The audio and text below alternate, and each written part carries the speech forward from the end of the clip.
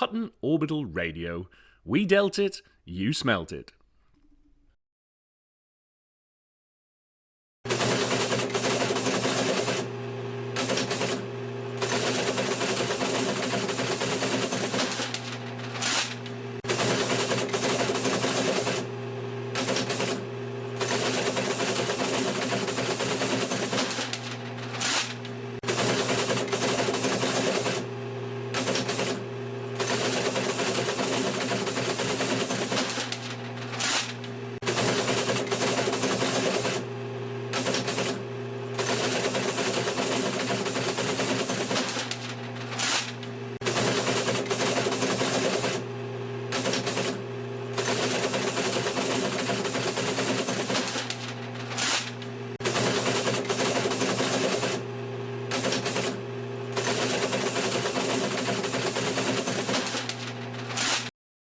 Hutton Orbital Radio. This is not the station you're looking for.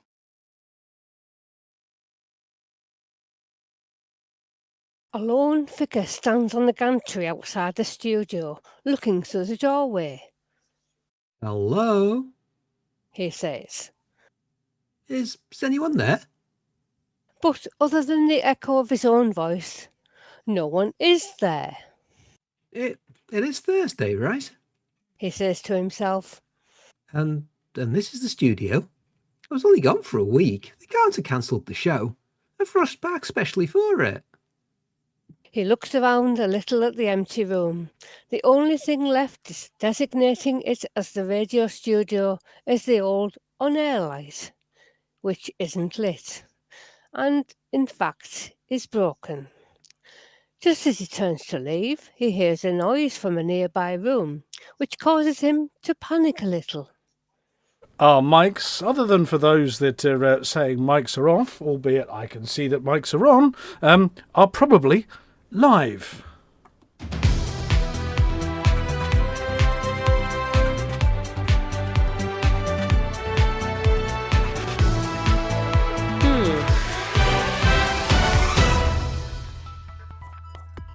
Good evening, and welcome to, well, what appears to be a very quiet Studio 6 at Hutton Orbital. Now, I can see that sound is going out, the wibbly-wobbly things are wibbly-wobbling up and down and up and down.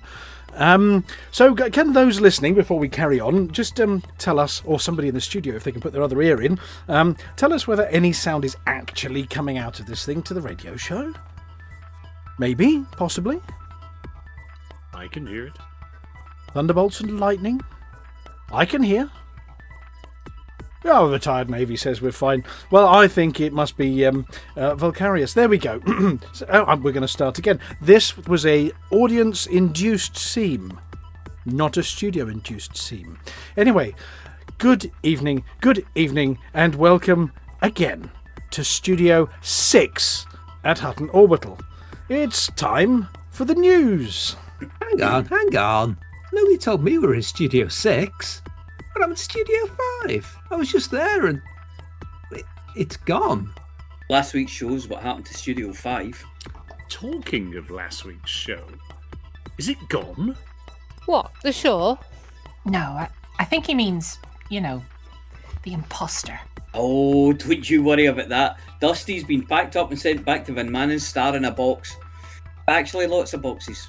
Small boxes. Really small boxes. Imposter? You're just going to have to listen back to last week's show to find out. In the meantime, it's this week. And without any dusty interference, here are the headlines.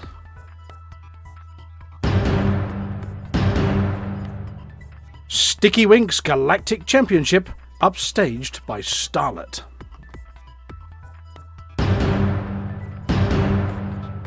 Wotherspoon heads for the rear.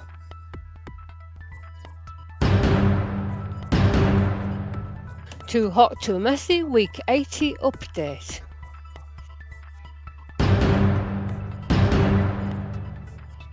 It's a disaster.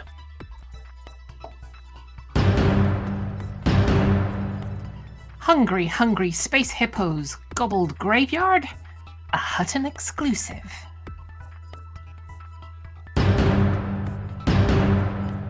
We speculate yet again about the new ships. The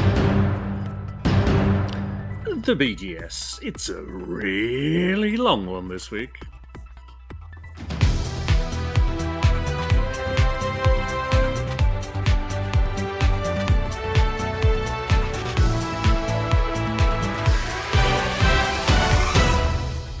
As is only right and proper when there's news of natural disasters, political intrigue, an ongoing war against a powerful alien race, and of course, most probably some new form of alien life discovered somewhere in the galaxy, it's only right that Hutton Orbital News starts with the subject that's on everyone's lips. Yes, the Sticky Winks Bowl, the final of which was last weekend. After a hectic season left only 2 teams in the running for the top spot in the league, and a series of rather fantastically convenient draws, the final match of the season was played out between these 2 stalwarts of the Sticky Winks arena. Normally, of course, you mention Sticky Winks and the top winkers that play for the teams. Yes, contracts change hands for billions of dollars, and unless the person you're talking to knows their spudger from their squidger and their squop from a boondock, you'll get a very blank look.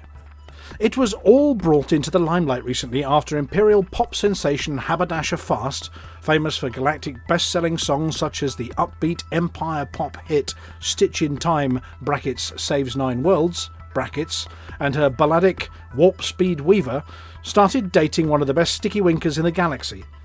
Purported to have been dating him for a number of months, at this year's final she brought her entourage, including mum, stylist, and spare stylist in case the stylist wasn't capturing this season's style, and of course a ghostwriter to the VIP box at the tournament. It definitely looked like she'd been boning up on the rules of Sticky Winks, a game as far evolved from Tiddlywinks as the modern frameshift drive is from a good old-fashioned Bolton & Watts steam engine. And yes, it is designed to be played in 0G. The purpose of your game is to get your Sticky Wink to flip off the wall of the arena using your spudger and into one of the many cups stuck around the arena. Your Sticky Wink is indeed sticky, magnetically sticky, so get it just right and you can cup your spudge Sticky Wink in a single blitz. Of course, your opposition are at liberty to try and swap your Sticky Wink and gazump you in that cup, whereupon you're welcome to boondock your next Sticky Wink to unstick their Sticky Wink and take a double. The player with the most tiddlies at the end of a stick-off is declared the winner, and of course you automatically lose if you have an eye taken out by a flying spudge Sticky Wink, as it's near impossible to win with only one eye open. Anyway, now that's as clear as the spherical arena in which it's played. In the final match, the Quantum Winkers played off against the Saskatchewan Squidgers for the honour of being the tiddliest Sticky Winkers in the galaxy, and all eyes were on star winker Cosmo Flickstar. Well, they would have been if his new girlfriend wasn't in the stands, which she was, which meant no one was watching. But at the end of the tiddle-off, he toddled off with the most tiddlies, the trophy, and, of course, the girl, who, by extreme coincidence, put tickets for her next galactic tour on sale an hour after the match finished. I have no idea what that was all about. So instead, let's get some real news. Coming up later in the show, we've got an in-depth analysis by Commander Witherspoon about the situation in Rhea. No, we're not reporting on the Rhea itself, but a funny thing happened to Witherspoon on the way to the Rhea area. Commander Witherspoon, Galactic News Digester and all-round incisive news hound, ably assisted by the ever-talented artistic and vocal talents of Beetlejude, came a little unstuck while preparing this week's Galnet News Digest. It turns out that doing the research on Rhea can lead to some unintended consequences when preparing the visuals and wording for the show. Firstly, pulling up his Universal Cartographics Encyclopedia and using, as he does, as he's got a great voice searching, he asks for a location for Rhea. A wall opened, a torch popped out, and put crosshairs exactly where you suspect it might have. He then castigated the system and suggested that the Rhea he was looking for had an H in it, whereby it called up a holographic projection of the Sol system with a really big arrow pointing at Saturn and the number 5 in Roman numerals. Switching from voice control to manual data entry, he was able to requery his galactic database, skip over the references to the Mother of Zeus, and instead get it to plot a route over to the home of President-elect Winters. With Beetlejude unable to accompany them and submitting her content via Gal Mail this week, he pinged off a quick message simply saying, "Gone to Ria, back soon, need pictures." What Beetlejude drew was stunning, but wholly inappropriate, as emu lookalikes and natural disasters don't really make for good bedfellows, or indeed for the subject of high-end galactic art. What was a really good piece of art. Was a really good piece of art though. Anyway, you understand the confusion that naming of the place aside, Witherspoon has grasped the problem in Ria with both hands and is subjecting it to detailed investigation for this very show.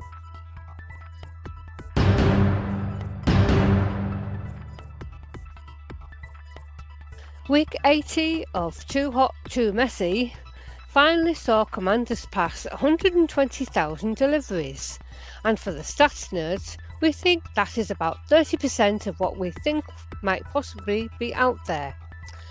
Numbers were up again last week, and for the first time in a month we delivered more than 1,000 deliveries in a week. This still leaves us with a 4-week average of just under 900, which is trending upward for the first time in a month also. Ask yourself a question: when did you last deliver a mug? Hutton is an expansion, which means that gin production should be 21 units, although this has not been confirmed. Things are picking up. There were 3 Hutton runs this week, which is lucky because we were running low on curly whirlies, Prit sticks and bingo books. One more week and we might not have made it. Dead Meat GF did 1 hour 24 minutes 6 seconds. Steve King 1 hour 26 minutes 1 second. And number 7 1 hour 31 minutes 55 seconds.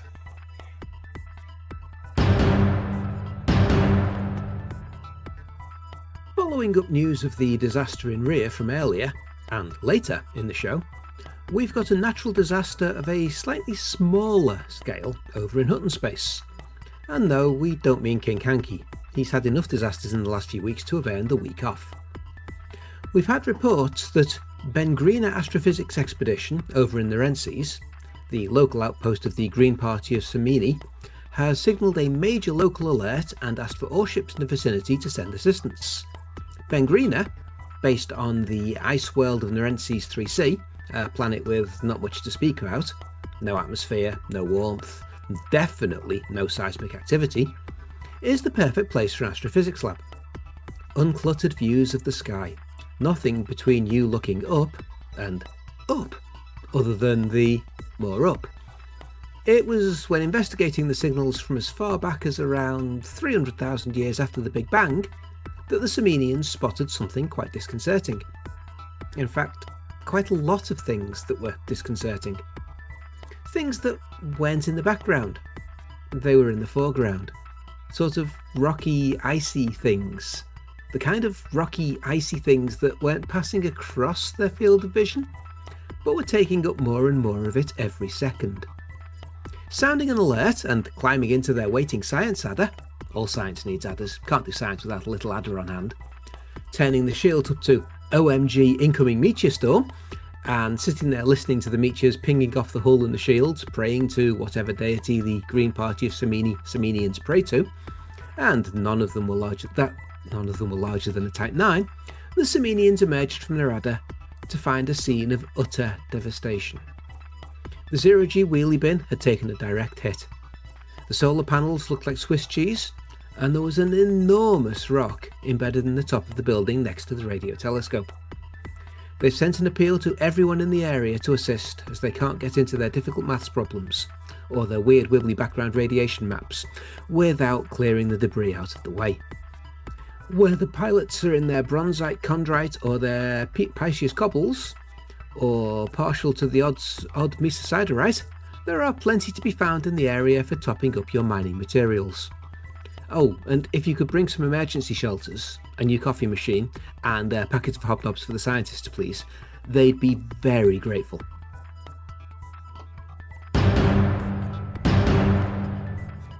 The Tion Isla Ship Graveyard, fabled orbital resting place of ships from long ago.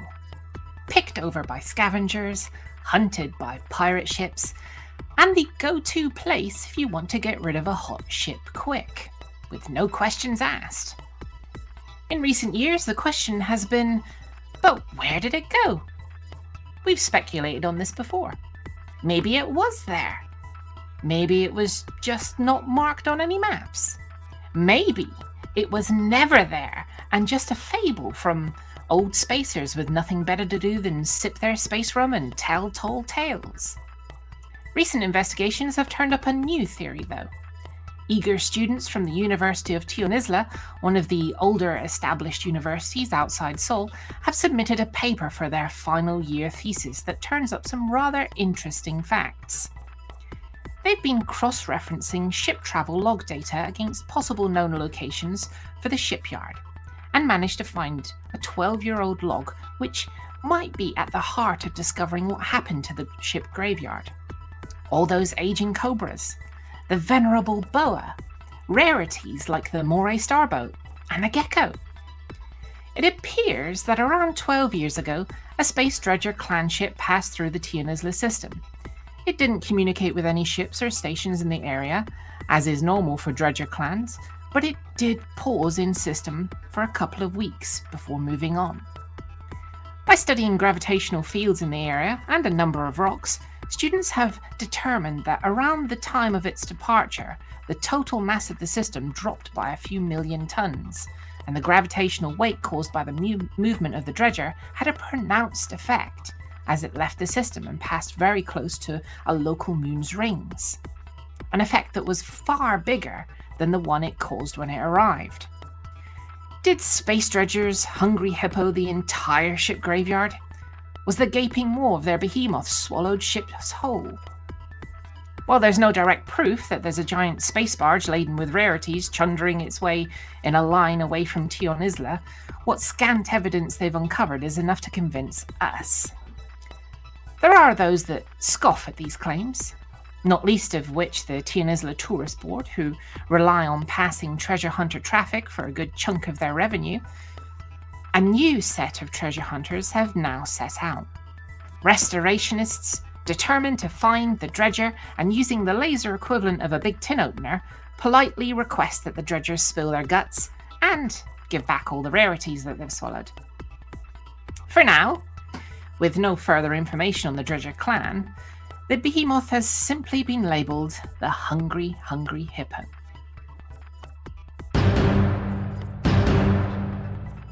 We've reported in previous weeks about the near fever pitch excitement over new ships in the galaxy, and more than a little speculation about what they might be, what purpose they'd serve, and whether any of them is a Panther Clipper LX.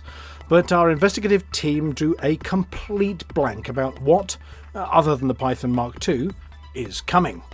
So instead we sent them to the library to look up ships of the galaxy that no longer exist. As reported just one article ago, the obvious choice of go look in the Tion Isla ship graveyard, there's bound to be one there, not being a viable choice anymore, they've instead had to use a little bit of detective work, some creative thinking, and more than a little sketchbook squiggling to bring us some possibilities. First, a question from the Galactic Forums from a few years back, 3307 we think. Whatever happened to the Lakon Type 8?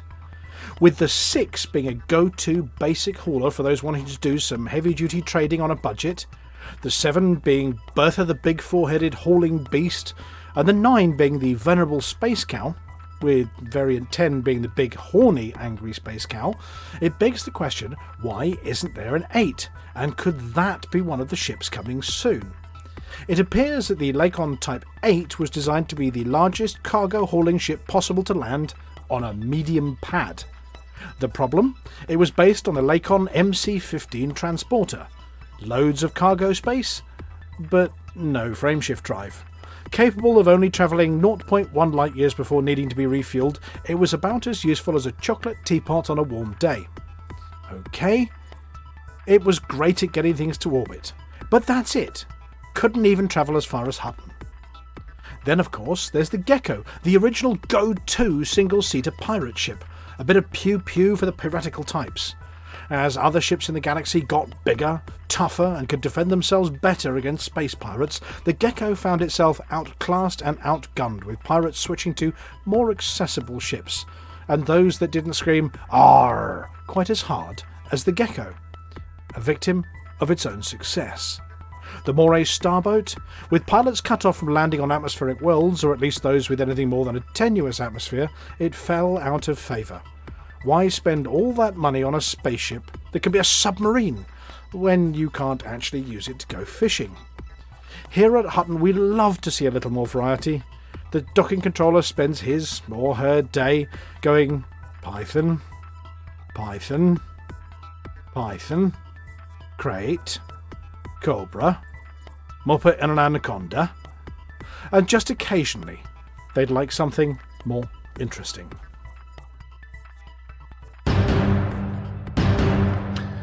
Things are going through somewhat of a "so that's what you get for forgetting Valentine's Day" vibe in Hutton Space this week. A new record of 9 systems. Yeah, nine systems are on Alvin's report, and we have 3 systems where things have gone a bit. More on those stories coming up. For the 5th week in a row, Ross 671 has held its ground, which appears to be 29, and fended off all comers to maintain its perma-grip on the wooden spoon.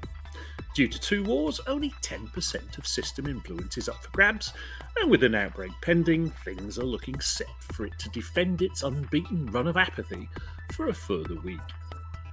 Somewhere that we hadn't heard from in a while, Treppin has suffered somewhat of a plummet to 32, losing half of its influence in a month at the hands of the CIA, or player faction collective of independent agents, who challenge us to an election for control of the system.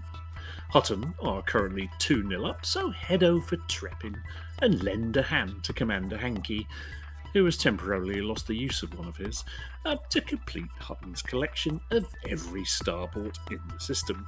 In addition, Hutton have suffered an infrastructure failure, so ship in water purifiers and power generators to the large pads in Rukavishnikov Hub and Menzies Inheritance and make a tidy profit. Another infrequent visitor to the report is Narnia, which fell 5 points in the week to 34. There's no particular threat, but each of the other factions have seen a rise at our expense. Bumbling along and enjoying yet another in a long series of public holidays is perhaps one reason that Barnard's star never seems to do so well. This holiday seems to be in celebration of a 1-point rise to 35. Still, they do better than the other 6 factions, with 4 civil unrests, a civil war, a pair of infrastructure failures not adding any meaningful support to a pair of substantial busts. Hard to move Epsilon Indy gained 2 points to end the week on 36. Not much is happening there, so now head right over and improve Hutton's fortunes a little more. We haven't seen Stein 2051 since November, but a steady decline since Christmas sees this system putting in an appearance on 37. Wolf 1481 and Hill Parsai are keeping each other company on 38. And just peeking its nose over the line by the 10th of 1 point is LP 525-39, but hey, when you have a record of 9 systems on the naughty step, each one counts, right? 36 Ofayuki and Wise 0855-0714 are suffering from infrastructure failures, so once you have sorted out Treppin's woes, head over there with any extras to really cash in. The fever in George's pants has subsided and the drought in Wolf 359 has been slaked. At the overachieving end of the Hutton systems table, we have just 2 systems above 60%, and we are in the final throes of expanding. Priorities this week are, if you want to truck something, boost Narenses, win the election in Treppin, and fix the infrastructure failures in Treppin, WISE 0855-0714 and 36 Offiyuki.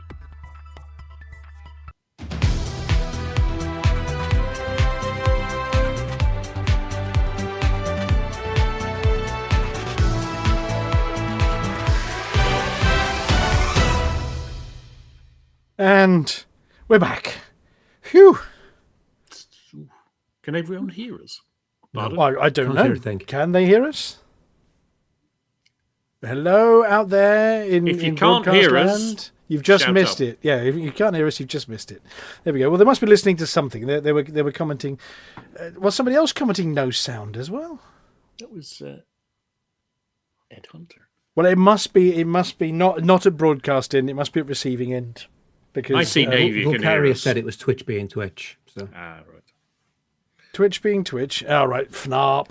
IT Navy can hear us, so it's all fine.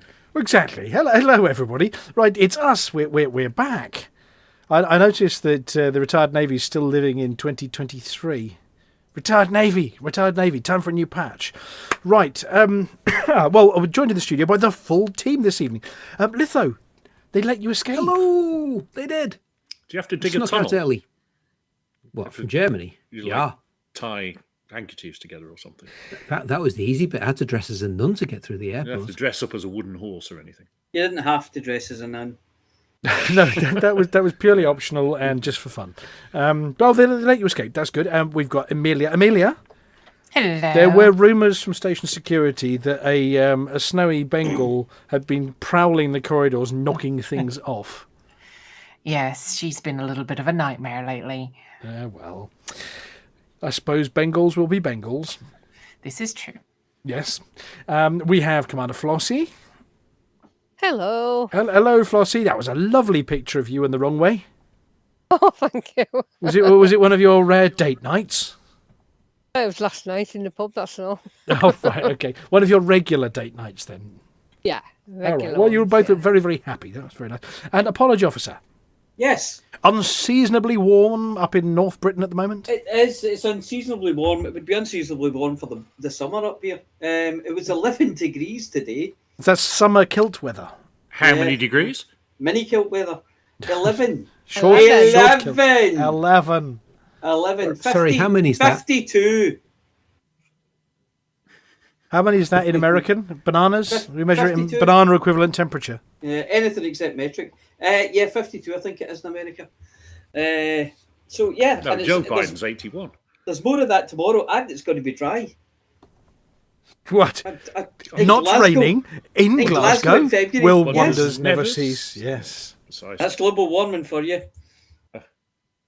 Global something. Anyway, and we've got Commander Chicks, who is back from West Britain, and he's back in the smoke. Back in the Metropolis. Metropolis. I just want to check the. Did you fall off your chair just now? Apologies. Me?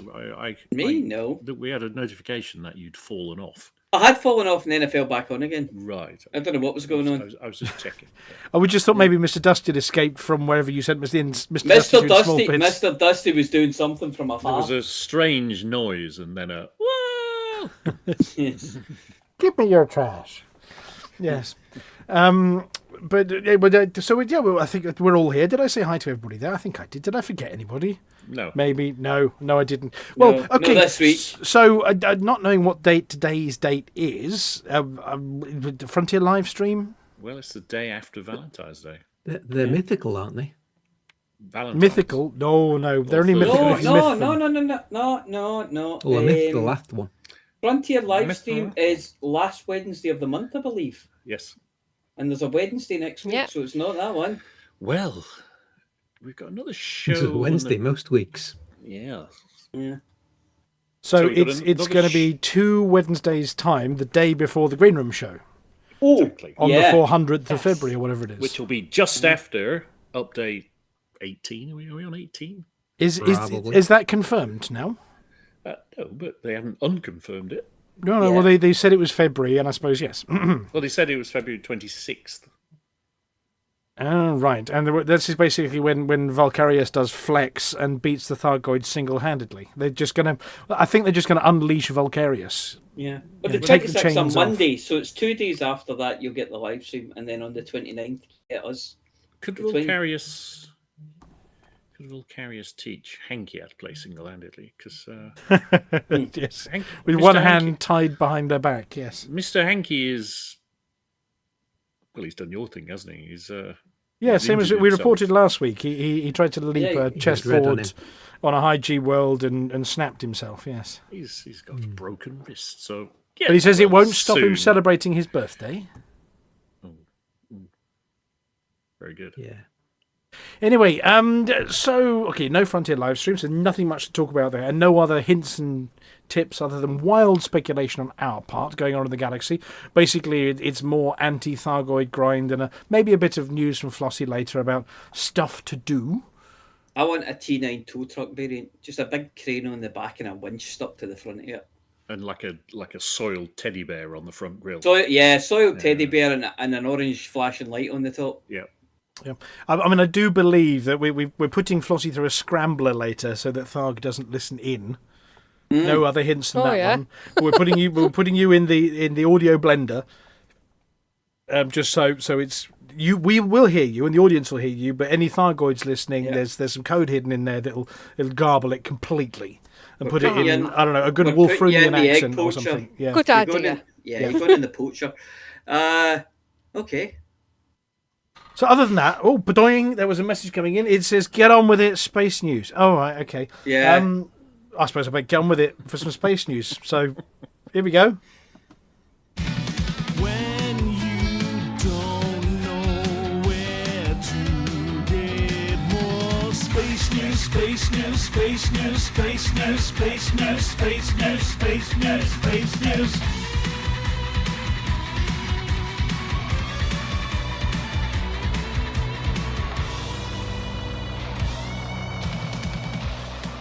It's one of those you're never quite sure if it's finished, and you're allowed to talk over the fade. Yeah, and I know. See, this one, I think they have a lot of pop-ups on this one. So, but should I pop it up? Well, isn't it a NASA link? This one, so it could be. Have. Here we go. I did. There we go. Pick something with no pop-ups. Look at that! It's marvelous, isn't it? So, what's this one about? This is about a vintage spacecraft. Ooh. Voyager. Hang on, this is one you can actually go visit. You can definitely go see this one, can't you? You can. It's in game. I never have. I did attempt it once, and I just couldn't follow the instructions anyway, so I gave up. I'm sorry. I'm just reading Volcarius' comment about AX. I've been to it in game, and I can't remember if it's that one or Voyager 2. But you look, and the panel is smudged, so that it does read. There's like a smudge of soot or something on the panel, so that it reads Voyager. It's because of the Star Trek reference. Yeah. I'm just waiting for the alien robots to come along and modify it to be this big gas cloud, and then we all have to go back in time and save humpback whales. I thought you meant the image of the naked people on the side was smudged, so it's no. You can see all their dangly bits. It was sending unsolicited dick pics since the early 70s. Well, unfortunately, it obviously it's a physical thing with information on it, but it's not sending any information back anymore, and hasn't been for a while. So it's, as a spacecraft, it's slowly failing, and it's got the golden record. It does have the golden record. Does that get it into the chocolate factory? That's a ticket. I always thought that was a stupid idea, putting all of our details, and oh, by the way, here's where you can come and annihilate us. Yeah. Well, this is our address. If they're close enough, if they're close enough to this thing to actually get it as a postcard, come and kill us, they'll have been listening to crap like this for a start. For the last 120 years. So, because we've been telling where we are at the speed of light for the last 120 years. But anyway, they might get the idea that if you want to see more dicks and boobies, then you go to here. You're like, whoa, boobies! So it's one of those. Sounds about right. It's funny. It's one of those stories where you think, oh no, it's going to die. It needs to go on forever. But the thing is, it by 2036, it's out of range of the deep sky network, deep space network anyway.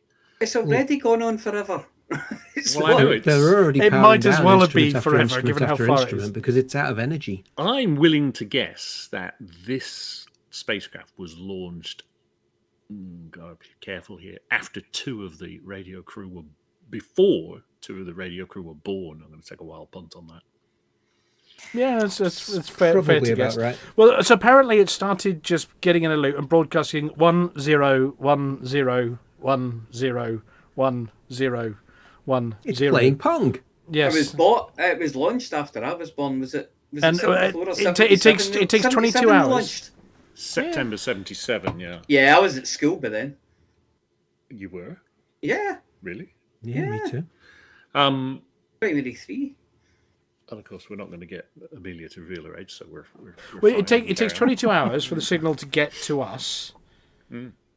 So they're trying to do some stuff remotely, like reboot it. Control Alt Delete, Control Alt Delete. But of course, every time they push it, they've got to wait for 22 hours. And you know what people are like with Control Alt Delete? If it doesn't do it straight away, they push it again and again and again, and then everything goes haywire. But Can't they apparently, just pull the plug out. yeah, well, they're trying that remotely. What they're doing is trying to model it locally to see what might happen if they Control Alt Delete again before it's Have they finished doing the tried previous turning one. it off and on again?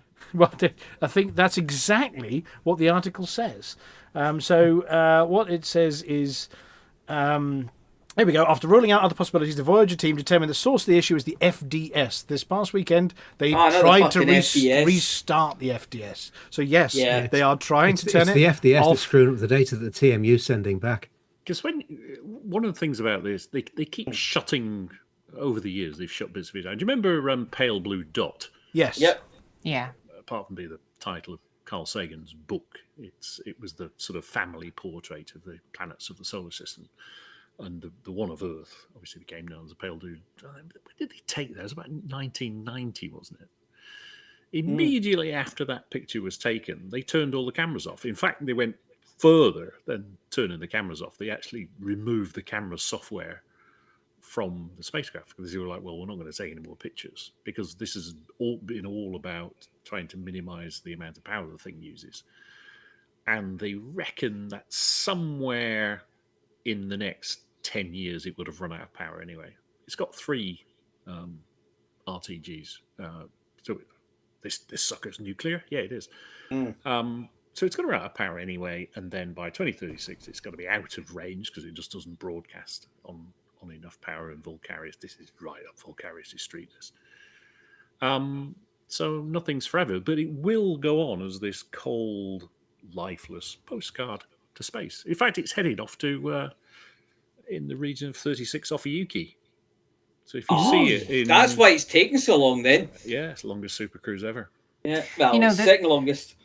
This was launched before the internet existed. Yep. Yes. Mm-hmm. It was launched the same year I was born.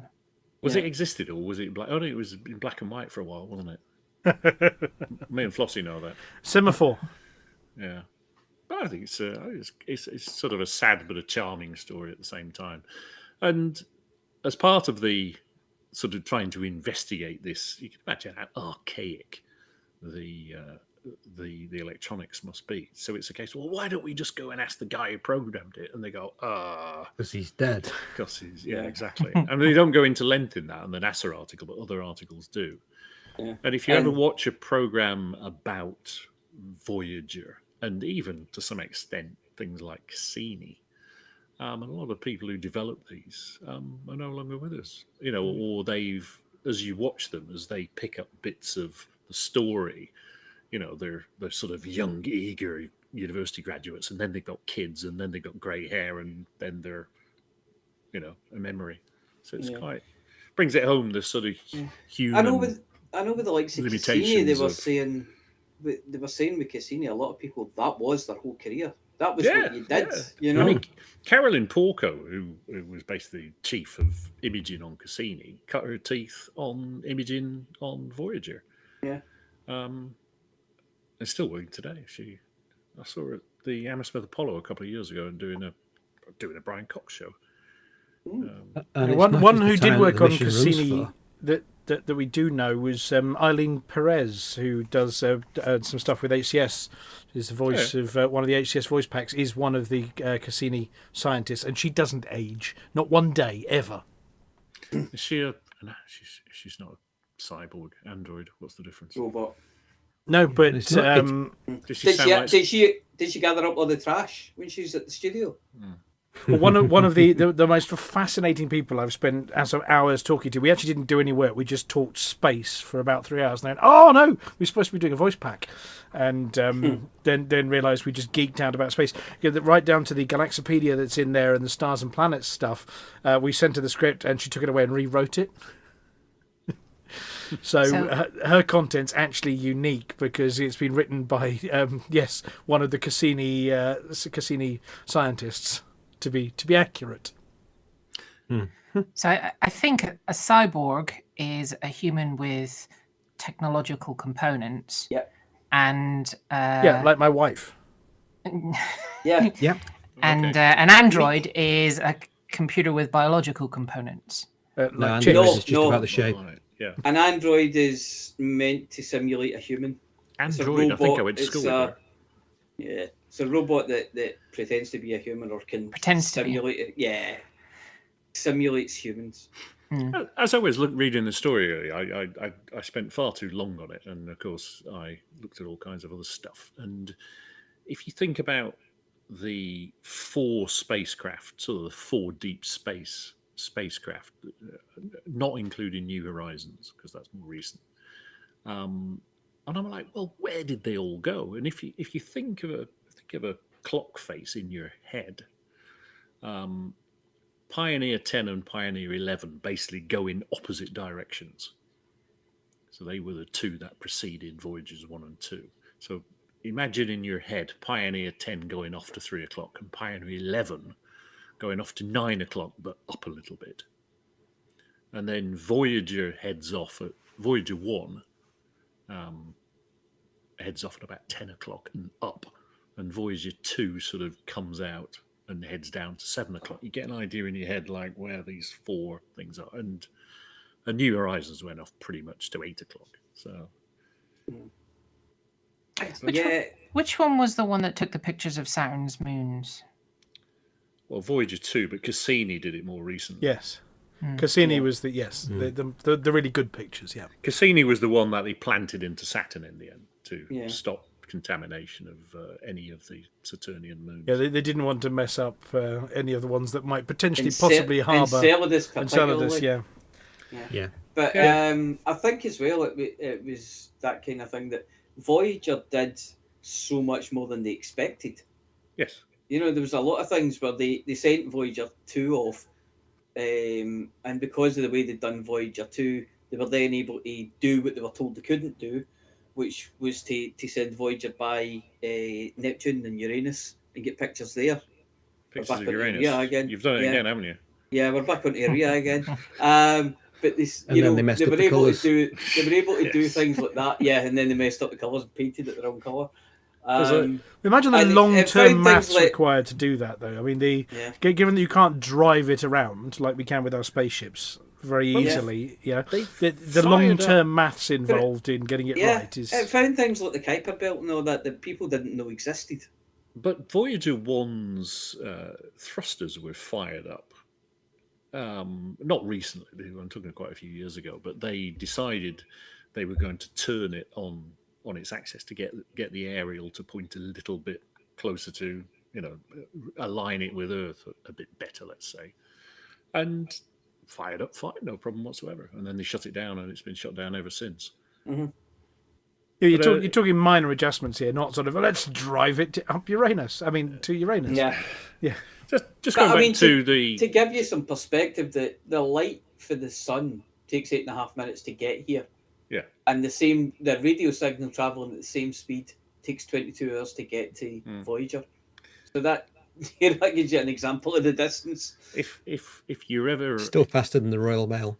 I wouldn't want to walk it. If you're ever down in Kent and you've got a spare afternoon, in fact, it's a place called Otford, a little village in Kent. Their Millennium Project was to build a model of the solar system in the village on at midnight on New Year's Eve 1990. So basically the first second of the new millennium, they built a full-size model of the solar system in the That village. was quick. And you can simulate that. You can walk from the sun because it's on a sort of plinth on a column in the middle of the sports field, and you can go and walk to Earth in. You can probably run it in 8.5 seconds, and you think, wow, light, traveling at the speed of light. It just sort of gives you, and you can go and see Pluto, which is like the bus stop on the outside of the village. It's quite good. It's That's worth quite a good idea. And you can the railway station there. You can jump off the train and go and see it. But going back to Saturn, Destination Titan, was a documentary made about the Cassini-Huygens mission.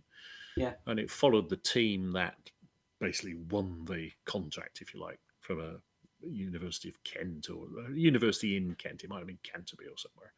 And they built the little Huygens probe, which basically would fit on, the table that I'm sitting at right now. In fact, there's a model of it, a full-size model in the Science Museum. And a friend of mine was the cameraman on it, and it sort of comes up in conversation every now and again, and we have a good chit chat about his time making Destination Titan. Look it up on YouTube; it's great. Anyway, talking of looking things up, the second of our articles this evening. Ooh, here we go. Boom! Whoosh! This was today. This one happened earlier. Oh, there's a play button. Should I hit the play button? Yeah, hit the play button. Is it? 3, 2, 1, ignition, and liftoff. Go SpaceX, go IM-1 and the Odysseus lunar lander. I swear he's holding his nose. Vehicle pitching gun range. Stage 1 propulsion is There you go, it was gone whoosh. It's going for.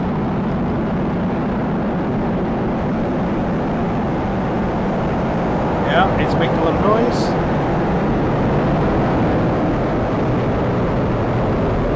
Falcon 9 has successfully lifted off from Pad 39A at Kennedy Space Center, carrying the IM-1 payload. Stage separation confirmed. I know some people that live there complain about the noise and things like that, but I don't think I'd ever get tired of that. No, I would never get tired of it. Stage 1 boost back startup. Oh, there you go. Oh, look at that. Look at that. And there you can see on your left-hand screen the landing burn has begun. Let's watch as Falcon 9. Here we go. Let's watch as Falcon 9 touches down for landing. I love that we have to split screen because both bits are still busy doing things. Yeah. There it goes. There it goes. Yeah, but anyway. Do you know that the strangest thing was watching when two of them landed side by side simultaneously? It was as if they'd reversed the film. Honestly, it was bizarre. So what's this mission all about then? They've blasted something up. What's gone up? So the reason this is space news, this is the first, or if it makes it successfully, this will be the first private space mission to land on the moon. To soft land on the moon. Yeah, unless it face plants. Exactly. So if the spacecraft Odysseus' mission is successful, its owner, Intuitive Machines, will make history as the first private company to land on the moon, as all previous landings have been carried out by national space agencies. It's also going to be America's first soft landing in 50-something years, isn't it? Yes. Now, NASA have paid Intuitive Machines for this. It was about $120 million or something. But it's the start of... Cheaper than Apollo. Yes, yeah. Well, much cheaper. But one of the cool things about this I read was just as it's about to land, it barfs out a camera which will film the landing. I thought, well, that's clever. Always with an eye to the... People will just look at that and call it fake, though. It's a colourful word to choose, barf. Well, that's fine, but don't forget... It could be a colourful thing to do. Don't forget... Well, it could defecate. A rainbow! with the internet, with all the information at people's disposal, there are still idiots out there. I mean, some Egyptian proved that the Earth was round at about 3,500 BC. So if some Egyptian can do it 5,000 years ago, and you, with all the information at your disposal, at your fingertips, you'd rather watch cat videos than actually realise that you're on a massive ball of rock that zooming Egyptian through space. That Egyptian did have the use of the royal pacers. Every Stothnanese, I can never remember his name. I don't know. He had the use of the royal Harry pacers, who? though. Who could pace, he could walk at a standard Well, he pace. paid somebody to, yeah, he did. Yeah. Anyway, yeah, so, yeah. I mean, other than sort of spitting out a camera, does it have a scientific purpose? Yeah, it's got more. I don't want to a retro reflector array. It's called so a bit like the Apollo OLSEP packages, which reflect laser beams back to Earth. It's got that. That's how they know the moon's gradually drifting away from us. Slowly, yeah. Eventually, Yeah, very, very slowly. Yeah. Our day will become 48 hours long as the moon moves further and further out. Anyway, well, We'll that's... talk about There you go. Look, I'm showing it again just because I turned the sound off, but I'm showing it again. Whoosh! Look at that. We love space rockets. I had no idea when when's the next big SpaceX with the thingy stuck on top of it going up. Have they got sign off for that yet? I think those thingies are called humans. No, I mean with the big No, the big rocket with the spaceship one. Oh, the Artemis stuff. Yeah. No, the spaceship, Starship. Starship, Starship One. you know, Yeah, Starship the same kind of name confusion as we had with Starship One and Spaceship One in the Galnet articles years ago. Yeah, you know, the number one I've thing. not heard any upcoming dates for it, but quite soon probably. And nobody's quite sure what they're going to do on the mission either. There's rumours that they're going to send up one ship and do an in-space refueling, transfer cryogenic fuel from it to itself, which has also never been done before. Oh, see, that would be quite because cool. why would you? That's just... Okay, that's showing off now. They've got to get there first. I mean, they didn't quite get there last time, did they? They need to do the cryogenic fuel transfer before they can move on to the lunar lander that they're working on. Which is if it's hard enough, and they've just chosen to choose a method that makes it so much harder. It's just I don't understand. Anyway, right, is that Well, it I'm for just space a thick news for this engineer, week? What do I know? Looks like it. Okay, hang on. Run VT. When you don't know where to get more space news, space news, space news, space news, space news, space news, space news, space news.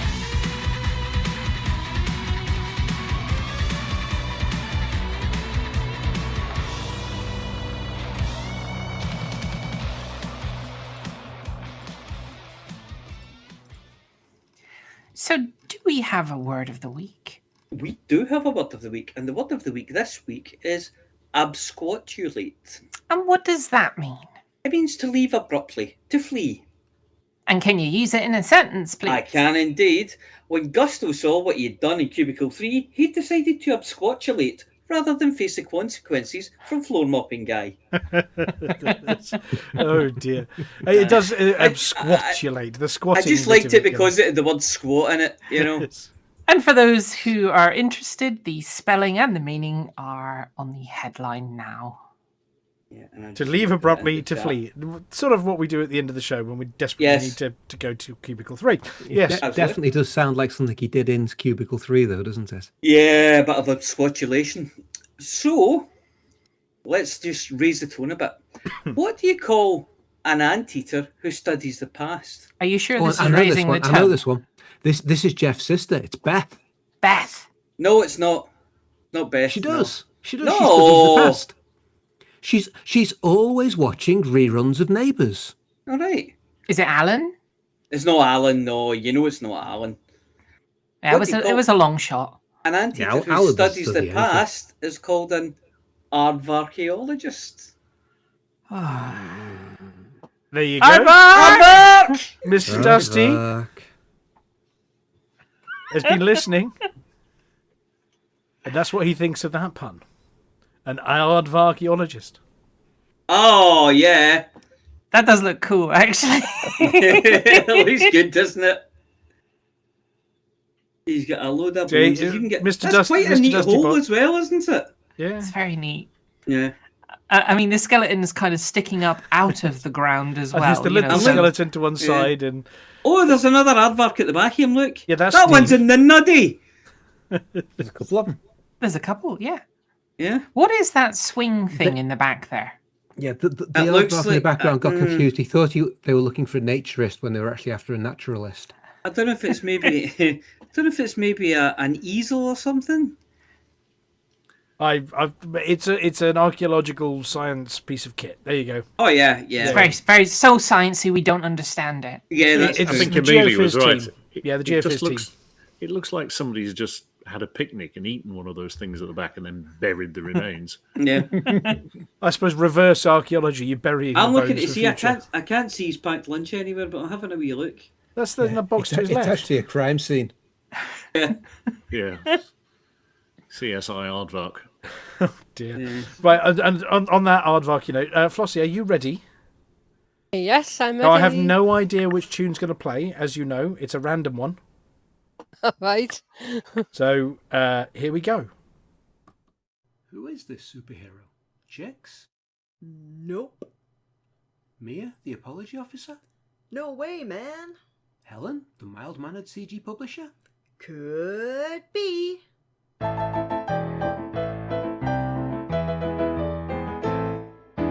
Hutton Flossy, #1 super gal. Oh yeah. Hutton Flossy, Alvin's CG pal. She's got style, a unique style, and a swing that just goes clang. When the form gets rough, she's super tough with a Hutton Flossy pan.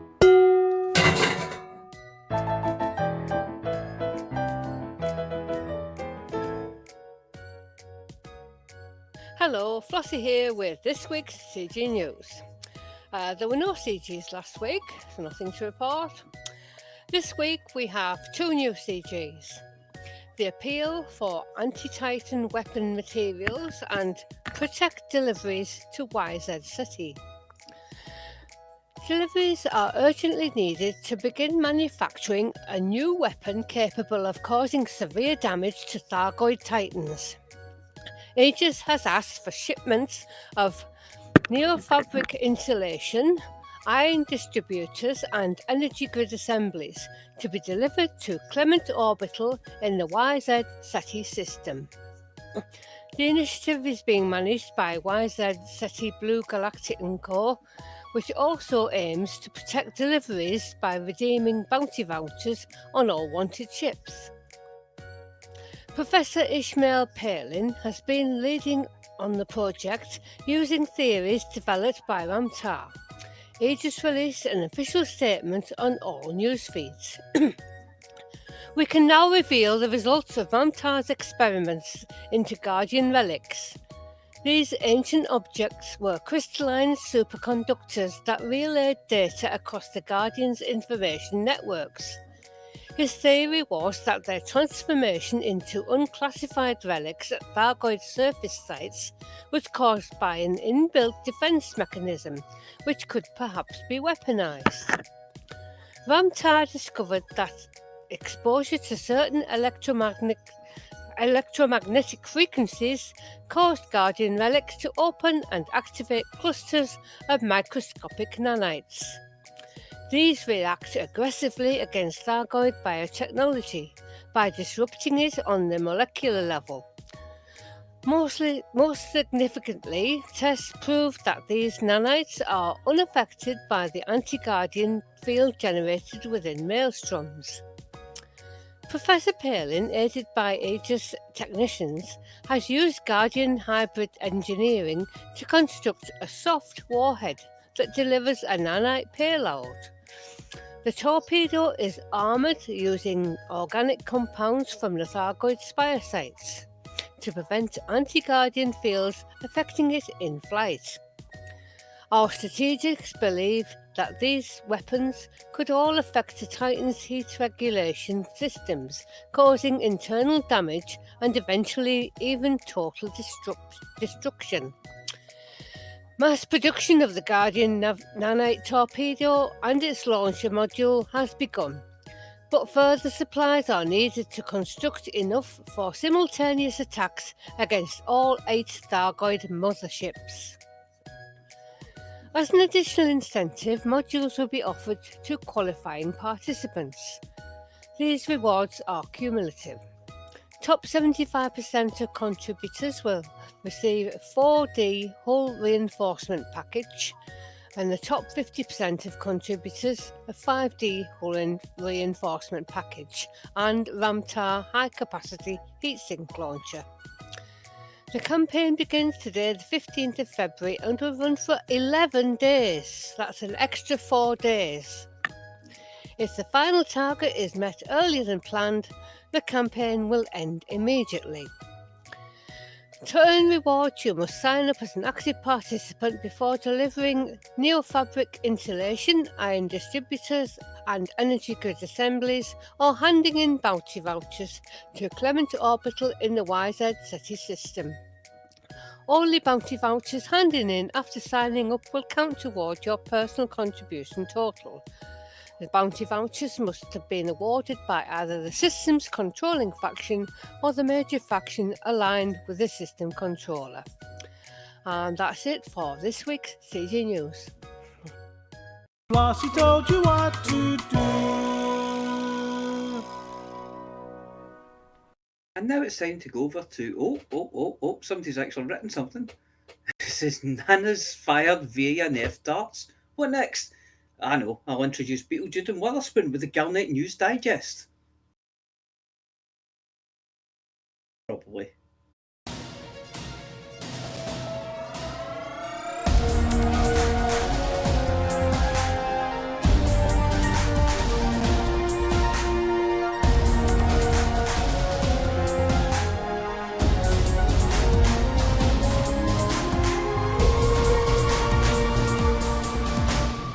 Galnet News Digest, 15th of February 3310. We read the news so you don't have to. In this week's news, President Winter's family fall victim to the Rhea earthquake, and Aegis develops a torpedo-launched version of the Proteus wave.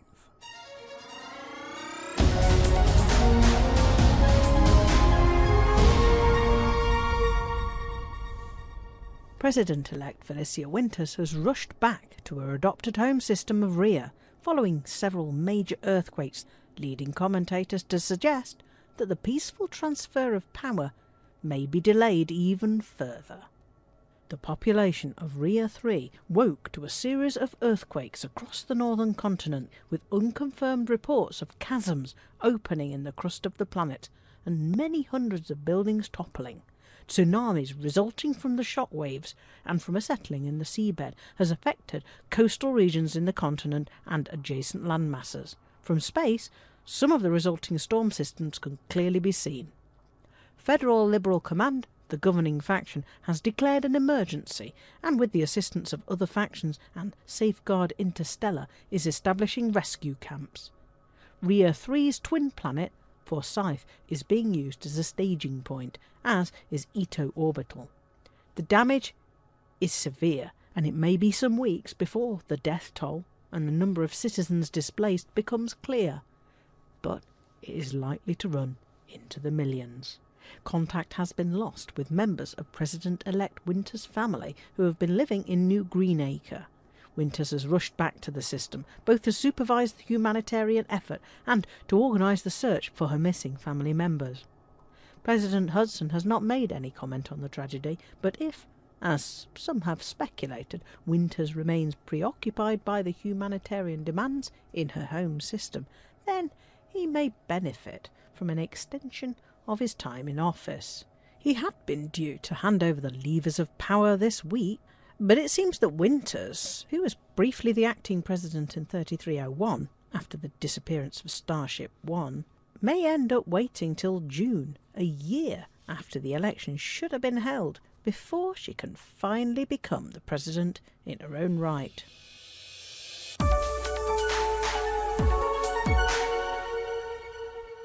Aegis has announced that it's ready to start manufacturing the weapon that will defeat the Thargoid Titans, and it's revealed information about the mysterious unknown relics.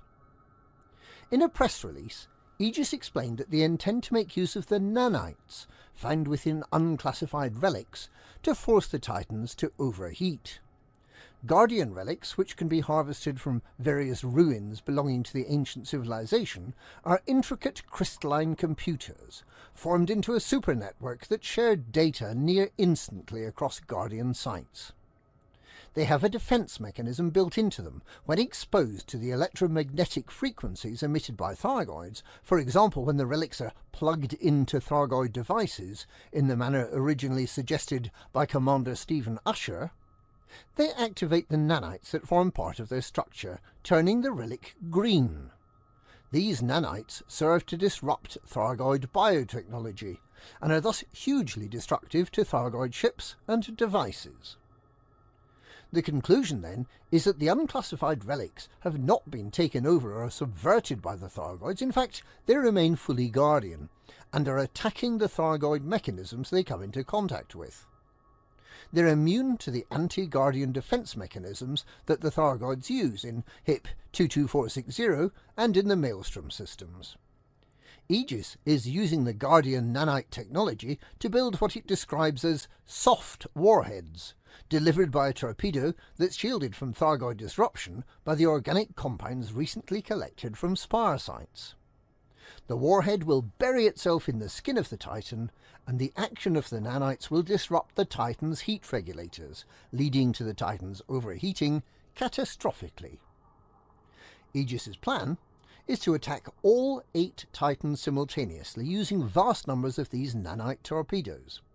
It's put out an appeal for manufacturing components to be urgently delivered to Clement Orbital in YZ Ceti to allow sufficient torpedoes to be readied.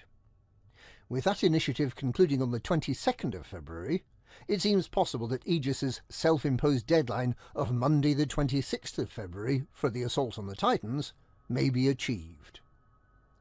There's been some discussion in the liberal press about the similarities between causing the Titans to overheat and explode and the use of a mycoid virus to destroy a hive ship, or more recently, the use of the Proteus wave, which also used Guardian relics to attempt to wipe out all Thargoids in HIP 22460. Is the use of nanite torpedoes any more acceptable? And are we sure that the Thargoids won't, as they have previously, return in a new and more destructive form? And that's this week's Galnet News. Galnet News, we read the news so you don't have to.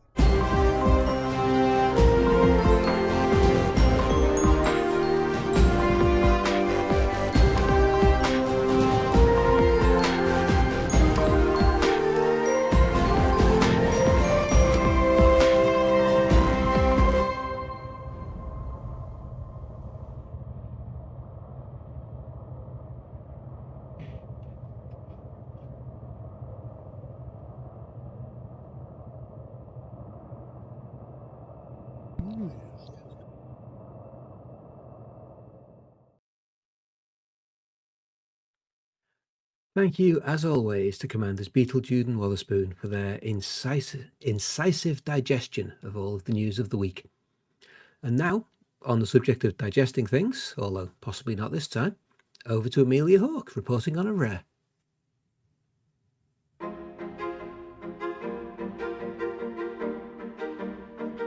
You are about to listen to Amelia Hawke. She tries all the galaxy's most dangerous rare items, so you don't have to.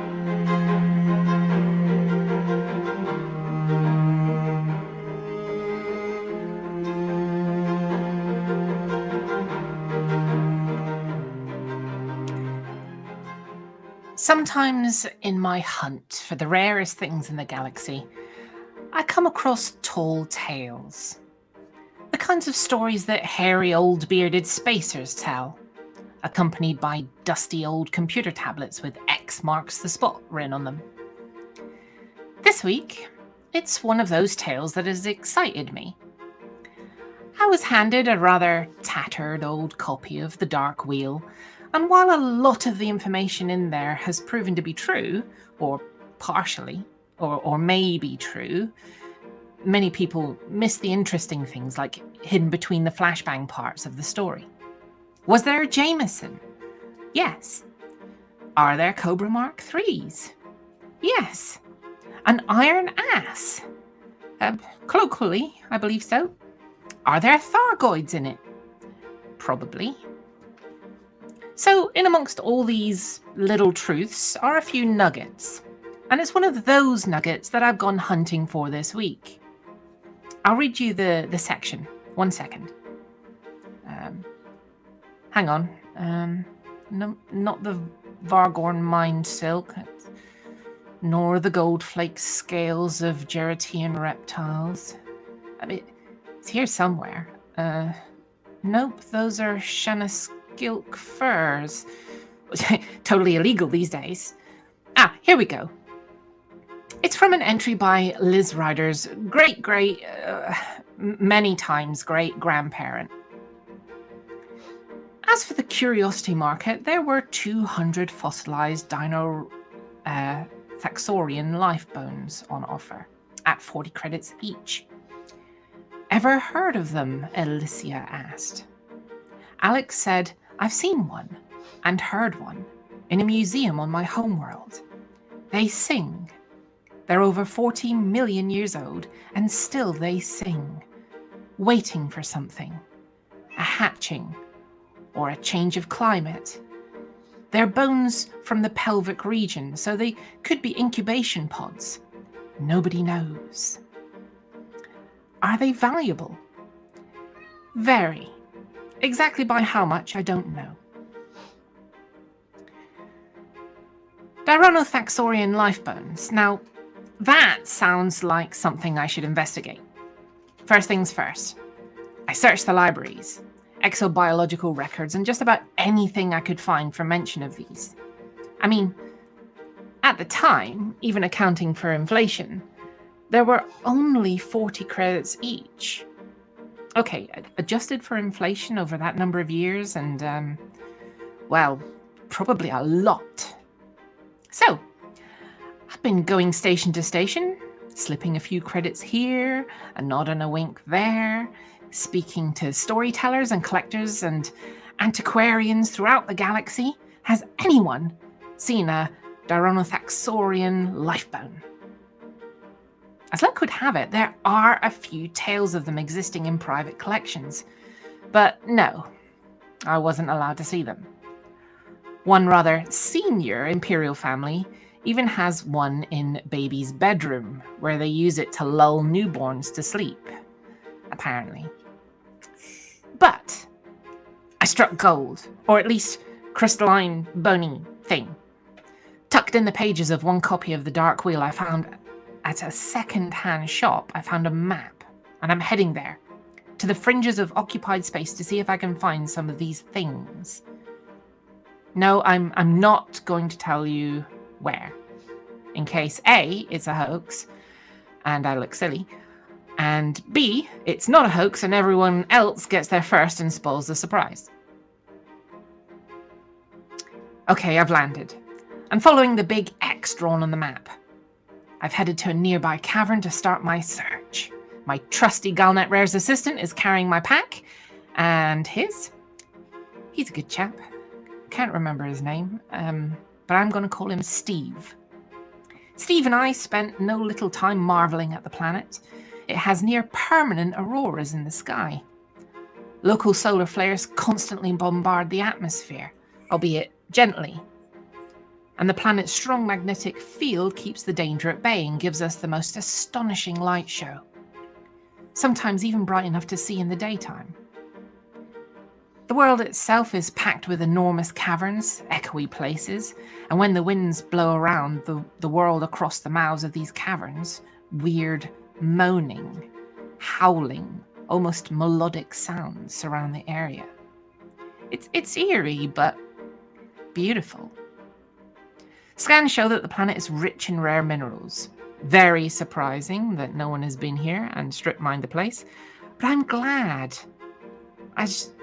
You'd have to spoil all of this if you did. Moving deeper into the cave, we search. Steve, Steve, point the light over here. Oh, wow, look at that. Okay, I found something crystalline, and it looks like a skeleton, just lying there. It's a large hexapod, I think, or more accurately, a large quadrupedal hexapod. 4 seem to be legs, and the other 2 are wings? Either that or this creature had really big hands. Steve? Steve! Oh, okay, I know you're not Steve. Whatever your name is, turn the torch off. Yes, I'm sure. Oh, it's glowing. And I can hear something, indistinct, almost at the edge of my audible range, but... Yes, it's singing. This is wonderful. We found one.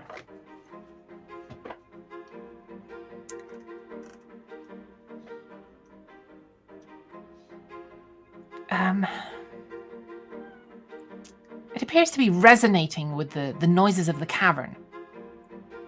Steve, Alan, Roger, whatever.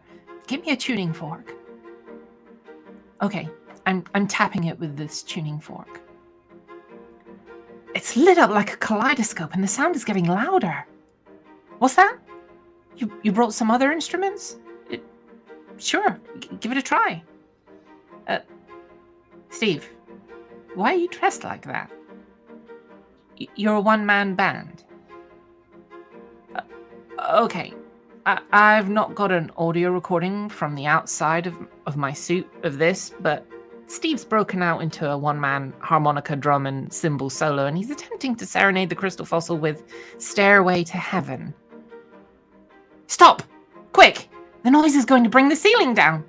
Oh, it's okay. I've grabbed one of the largest bones, and we'll investigate it back at the ship. Steve?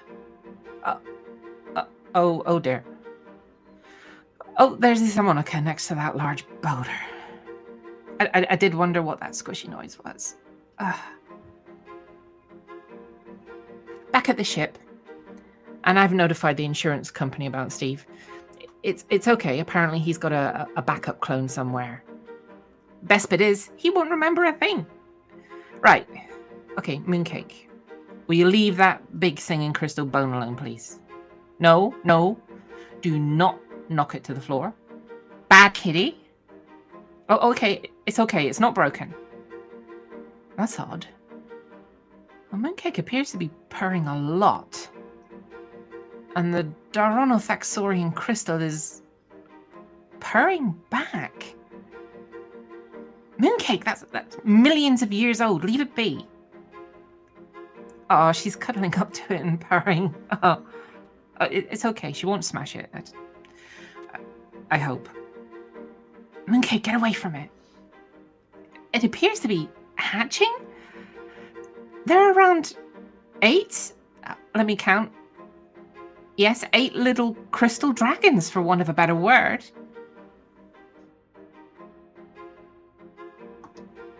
Mooncake, look out, they're heading for you.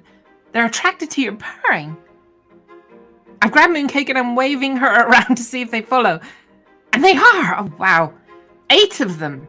Okay, sorry. Every noise, and they harmonize and get louder. It's okay. I think I've got an anechoic box here somewhere. Oh, come on, little crystal thingies. Into the box. I know, Mooncake. Just sit on the floor and purr. That seems to keep them quiet. This is Amelia Hawke reporting for the Galnet Rares Digest, and I've just seen a 4-million-year-old crystal skeleton give birth, and all its babies adopt my cat. And now I've got to find a scientist, or a zoo, or somewhere really, really quiet, so you don't have to.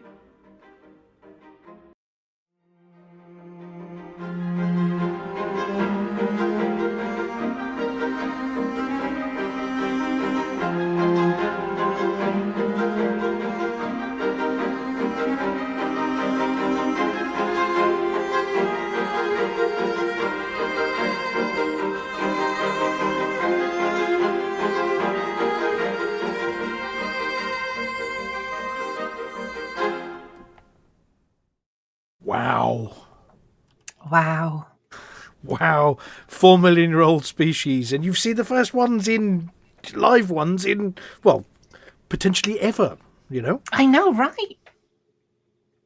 That's cool. I mean, It's okay, insane. Mooncake, may have tried smashing them and things, but, Mooncake tries to smash a lot of things. Yes. Oh dear. But I mean, the purring seems to. I mean, they do purr back, but unlike the shouting and the whatever else and the one man band. I don't know what was Steve thinking, Steve or whatever. I his name don't was. know. It just Alan, Steve, Roger, yeah, whatever. Yeah. I mean, you don't seem too upset by the fact that he's sort of a squishy mess under that boulder now. But well, you get used to it after a while, How many years have we been doing this, and how many anonymous Steves have you crushed, squished, disemboweled, and Exactly. At least it wasn't you. Exactly. I totally agree. Yeah, it's but no. For anybody who wanted, there's a whole pile of things in the Dark Wheel, and I'm surprised no one's noticed them. They concentrate on the story and the Tierney graveyard and the Iron House, and you know what I mean, all the Dark Wheel stories, and they miss these little nuggets. If you have a good read of it, you'll find them. Lots of rare things that we've not seen since that book was published. You may have mentioned a few of them earlier. Yes. Including the illegal one. Oh, yes. We're definitely not going to send you to go and look at the illegal one, are we? Nudge, nudge. Wink, the Shanna Skilk. The Shanna Skilk first. They're definitely... That's the illegal ones. Yeah, very, very but illegal ones. Yeah. There's also the goldflake scales of Geratian reptiles. Yeah. Well, there's a whole segment in mine there. silk. Yeah, about a planet whose diet changed completely overnight and they became allergic to everything. But, I mean, that does sound very Amelia-like. Oh, I'll bring you this food. Oh, damn, it's killed half of you. Why is your head swelling up like that? Oh, I'm so sorry. It's gone purple. Look, here's some cream. I'll bring you something else. I think next time I'll take the apology officer because, yeah. all the apologies I should really be making. Well, the apologies to the insurance company for the sheer cost of replacement Steves. So next week we'll have Steve 2. Wait, I don't think he's Steve 2. He might be Steve 12. I thought it was just for cannon fodder. That's nice to know. Was he wearing a red shirt? No, but it was afterwards. Yeah. See, if you're Scottish, you can wear a red shirt and survive. Yes, because of Scotty. Because Scotty, yeah. Yeah. Well, then he'd have to be McSteve or something. Yes. Or Alan. Steve McElevin. Anyway, well, look, thank you very much for yet again exploring the galaxy for rare things we haven't heard about in a long time. That's okay. I'm just glad I got through it. I almost lost my voice halfway through. Yeah, we did. And then Mooncake trampled. Mooncake kidnapped had the cable. Yeah. Yes, Mooncake had. So that was a thing, and then my voice broke halfway through. It's the sheer terror at seeing crystalline dragon-like entities in a cave that's going woo at you. You know, that's going to give you the willies. That is. Yep. Right. Well, I need to find out who is going to be back next week. Now hang on a second. Where's the date next week? I probably won't be. In that case, either me or I'm looking at Lithobreaker. Stuff. Wiggly eyebrows about re-engineering his decks. Are you around next week? I think I probably am. So yeah. I should be able to write the news for the day, but I'm actually prepping to head up to the wilds of the north to go and see Rampage and the Hanky for Hanky's birthday. Yeah. And given it's an awful long way, I'm probably travelling up on maybe the Thursday night, sort of late-ish, up to dear old Mum's house to stop halfway. So count on me not being here to boop. Yeah, but I disappear that weekend. So, I'm not able to make his party, sadly, but I should be here for the Thursday. Fantastic. So, well, if you need it, I would maybe just in case prep whatever you can if you have time on the decks, re-engineer them. If you want me to export my settings, then do ask. So, yes, please do. Yes. Just to answer Volcarious's question, how does the Green Room work on a leap year show? The Green Room is the last weekend of the month, regardless of the year. Last Thursday. Yeah. Have you heard of Brigadoon? Sorry, yeah, last Thursday of the month. What did I say? It only Last appears. weekend. It only appears once every 100 years on the 29th of February. Yeah, the problem with the green room is if it lands on the 29th of February, then anybody that's in it at the end of the show may be stuck there for 4 years. Yeah. Yes. It could be worse. You could be stuck doing the radio show for 10 or 9 and a bit. Yeah, you know. Yeah. Yeah, fair point. No, I enjoy doing this. This is a nice piece of escapism once a week. I do enjoy. I do this or enjoy. community service. Yes. I think I'm halfway there, aren't I? Oh, I think I dug out your first show the other day when I was transcribing or moving all the scripts over to the new service. Yeah. I'm not sure. I think I came in not long after you. Yeah. Yeah. Okay. Well, so you're around, and how about chicks? Are you in West Britain or in that bit of Britain? Or? Oh no, we've lost chicks. I'm here. Got to make yourself a cup of tea. Oh, he was crashing into a planet. It says delivered gin to Lichtenberg plant in Dian Kecht. Well, I'll tell Is you that one what. Klingon or Geld? Just hold that thought. I'm holding it hard. It's turning purple. Oh dear, it's turning purple. There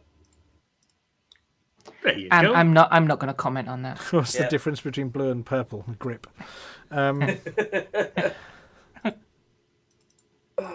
There's two more.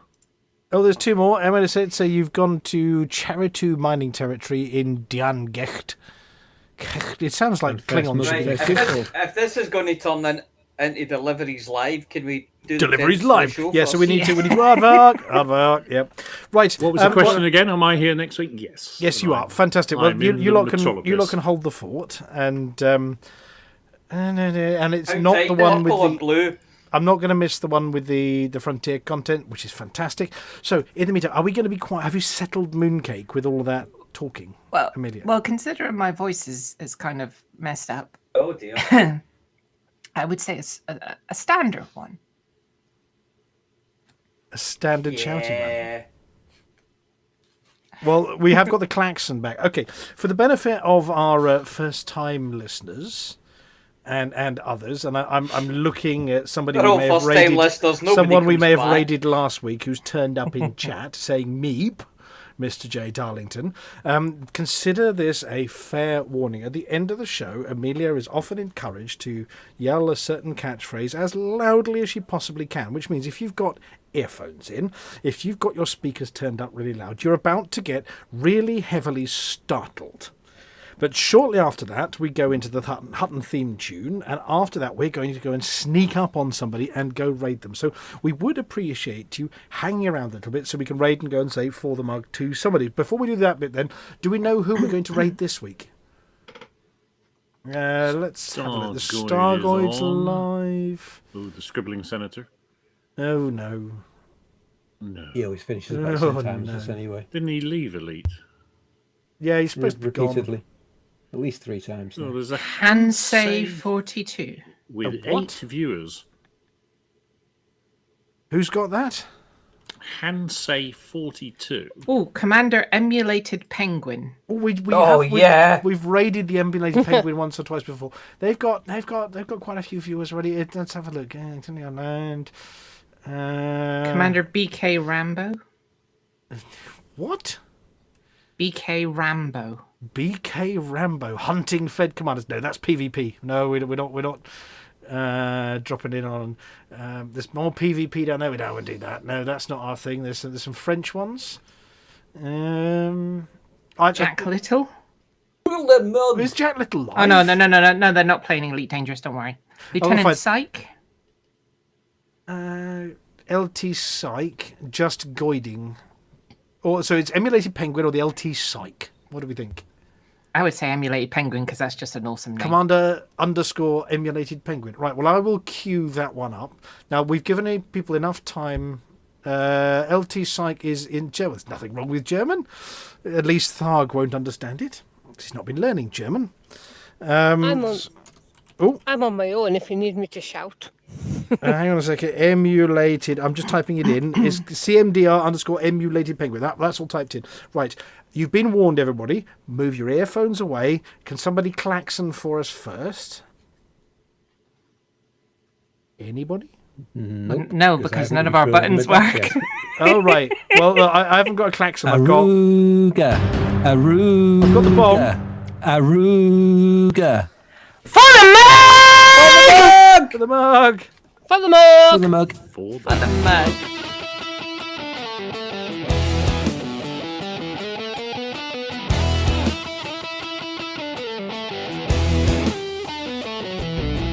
No journey too long and no cargo too small. The profit margins never really mattered at all. We're gonna take the cargo where it's needed today. Super cruising all across the Milky Way. We'll take anything, anytime, anywhere.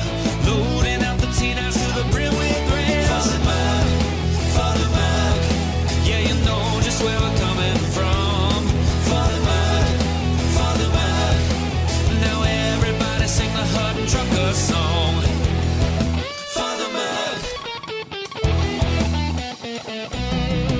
Flossy always seems to crash into the sun. Swivel likes the pilot on the Xbox One. Alvin at the front, you know he leads us well. Trucking across the galaxy, now everybody yell. For the mug, for the mug. Yeah, you know just where we're coming from. For the mug, for the mug. Now everybody sing the Hutton Trucker song. For the mug, for the mug. Yeah, you know just where we're coming from. For the mug, for the mug. Now everybody sing the Hutton Trucker song.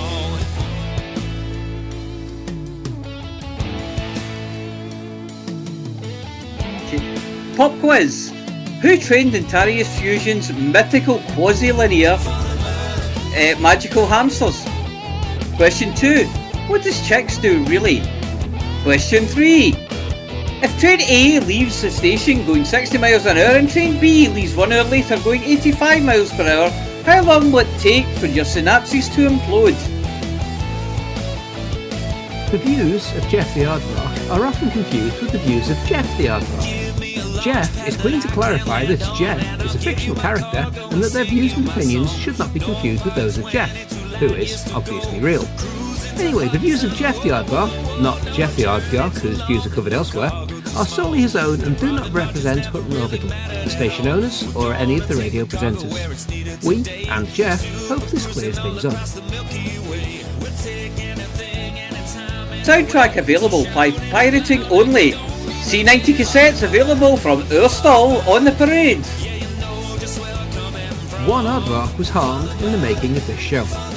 In spite of our best efforts, somebody apparently left a McFargoid's burger on the ground while we were editing the script, and Jeff's sister Beth mistook it for an ant.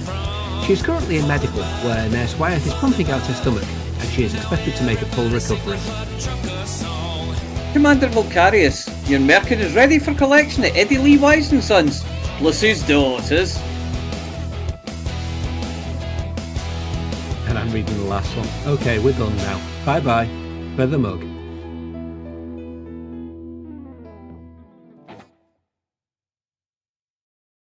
Well, ladies and gentlemen, that is the end of the show. Everyone's buggered off now, so why don't you bugger off too?